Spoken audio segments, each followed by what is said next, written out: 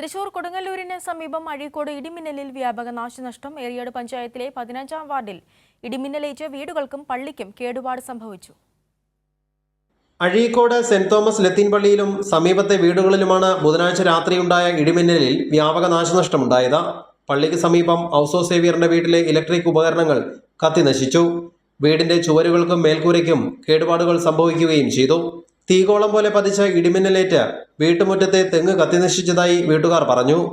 ഇത് ഈ ഭാഗത്ത് വന്നിട്ട് തീയായിട്ട് ഇങ്ങനെ പോരെയാണ് ഒന്ന്. എൻ്റെ മരുമോടൊപ്പം ഉണ്ടായിരുന്നു. ആ ഭാഗത്തോട്ട് ശരിക്കും ഇങ്ങനെ അടിച്ച് ട്യൂബൊക്കെ പൊട്ടി ഇവിടെ മേത്ത് വീണ്. ഈ സ്വിച്ച് ബോർഡൊക്കെ തള്ളി പുറത്തോട്ട് വീണ്. എല്ലാ സ്വിച്ച് ബോർഡും ഫാനൊക്കെ ഇതായിട്ട് എല്ലാ ലൈറ്റും ഒക്കെ പോയി. സമീപത്തുള്ള സെന്റ് തോമസ് ലത്തീൻ ദേവാലയത്തിലെ പള്ളിമണിക്കും ഇടിമിന്നലിൽ കേടുപാട് സംഭവിച്ചു. പള്ളിമേടയിലെ വൈദ്യുത മീറ്ററും ഫാനും ഉൾപ്പെടെയുള്ളവയും കത്തി നശിച്ചു. ഈ പ്രദേശത്തെ നിരവധി വീടുകളിലെ വൈദ്യുത ഉപകരണങ്ങൾക്കും കേടുപാട് സംഭവിച്ചിട്ടുണ്ട്. കൈരളി ന്യൂസ്, തൃശൂർ.